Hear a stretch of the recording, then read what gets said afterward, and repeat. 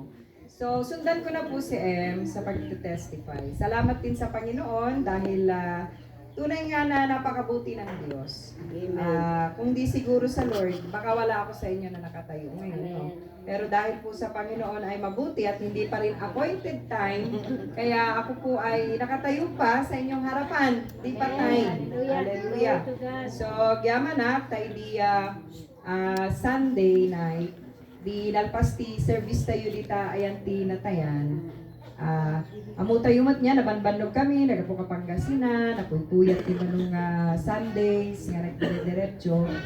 Na sobrahan ho ako ng puyat, at saka pagod na rin siguro, tadya nga rod na yan ti living, nagnag na kami ti 2 hours, nga unada nga 20 minutes. Diretso po yun na parang pata ang katawan at saka yung ating puyat. Kumain ho ako ng 3 balot. Ay, so. Kumain ako ng 3 balot. Meron muna ho akong dating hypertension. Pero hindi ho ako umiinom ng gamot dahil nga po naglo-low carb ako. So sa aking paglo-low carb, bumaba ang aking hypertension to so no need to take my Medicine. Ang problema, hindi ko namamalayan that every time na nakakakain ako ng high carb, nag-cheat ako ng hindi akma sa aking diet, nagpa-fluctuate yung aking BP. So yung BP ko, pagka nagpa-fluctuate, yun ang nagiging dahilan bakit nagkakaroon ng bara-bara sa ating mga ugat-ugat. Pangalawa, meron ho akong heart enlargement and may mga bara na rin po sa aking puso. So yun yung parang nag-udyok para lalo akong mapunta sa stroke. Pero kung hindi siguro ako nag-low carb, baka hindi nyo ako baka, I don't know. Pero hindi ho sa low carb yun. Yun ay sa pagpapala ng ating Panginoon. Ginamit lang po niya yung low carb diet para po bakit yan tataka, malakas ako, para naman akong hindi na stroke, but favor ni Lord yan, lahat yan ay galing sa ating Panginoon. Ang totoo ho yan, nung ako'y nagising nung gabi ng linggo, naririknaton nga kasla talaga nga madi agulaw-ulaw akti Domingo Jayan nga man ko nga panpansinen. Ket idi naturog tururayot na rod ni Ace, alas 12 tirabi istorya lang na lang mo yun. Tano aware kayo. Hanak ka naturog straight. Manipod idi dati service tayo ta. Hanak naturog nga na alas 12 nga nururog ko dyan. Anak ko ta dati at irarush day session. Idi naturog kawan pa'y 30 minutes. Tahan pa'y naturog na isi. Hampon nga, idi niringdak ti Apo mo. Niringdak ni Apo Diyos. Kasi bigla ako nagising talaga ako. Bakit ganun? Bigla akong itinaas yung kamay ko, hindi ko na maitaas.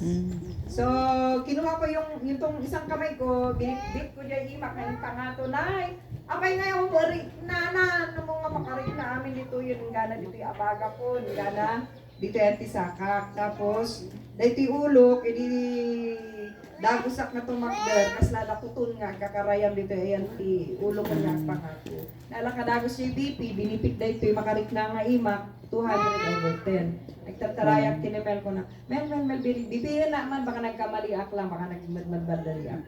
Ngamor, ulawak ijayan, hindi binipinak ni Mel, hampay nalpas siya BP na, ang kan ayaban ni AC, ay ni DJ, itaray na di hospitalin ko, mali may awanan na ito ko na.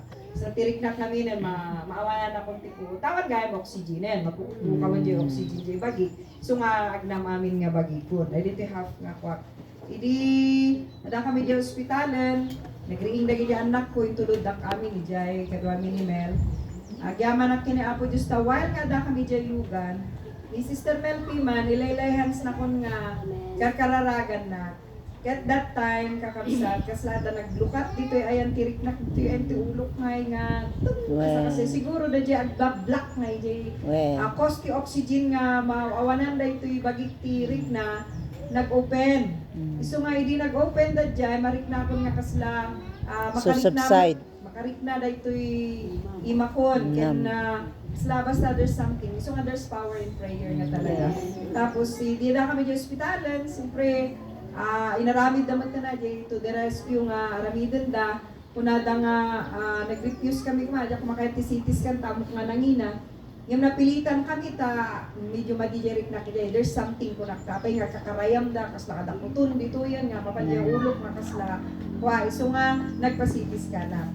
Kat kunada nga, kunada nga saksakan naktiado nga agas, kunak nahaanin, ang tayo pa'y nakita ti result ti CT scan. Nung makita na talaga nga na stroke ka, aksitarat na kita nga agas. So, nag-refuse kami man ni Jen, nagpirma kami ti refusal.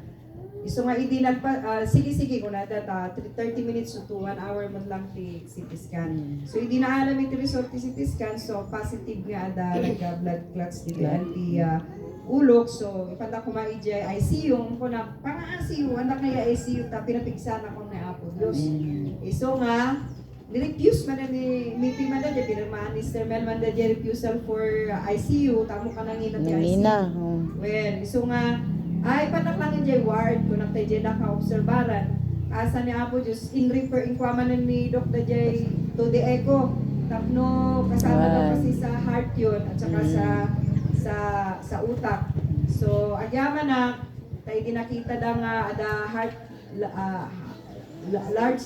enlargement puso ken na puskol kanon dayay kumbaga lining na saka may mga nagbabara na rin na ugat yun daw ay namamana kadarapot mas daw ni mama ada kasi nga minmot nga sakit na tapos ni manong ko kasi patay na nga nagagapan nga nabaraan day puso na ta isong I thank God ta na stroke. Ano anak siguro nga na stroke, anak ka na CT scan, hanya na found out nga dagos na J problem na J kasasaad ko, hanak mo nga na ta de echo, anak ko mga baling nga aware, J sa lugar ko. Iso nga, talaga nga maliti cheating, kahit naman saan sa friendship, pag nag-cheat ka, sa relationship, pag nag-cheat ka, maraming masasaktan. Tayo, pagka nag-cheat tayo sa katawan natin, sa ginagawa nating diet, nadadamage yung mga ugat. Binasa ko kumausap na ako ng doktor ng low carb at nag-usap kami, yun yung mga paliwanag niya sa akin. Kaya sabi niya, once na nag-devote ka dyan sa low carb, please, sabi niya, huwag ka nang kakain ng matamis. To confess you, my friend, di na pang kami dyan Pangasinan, kinanmida dyan pili nuts nga nakasamsam it. Nibus mi kinikilang. Masara, naimas mo't ngamin tanats, kaso lang ada sugar na. Dahil ti mo surdo nga kaanak ka, nang tagpay lang katag iti pastillas. Nay, madikayat dagayay. Amok ka, dagayay pastillas.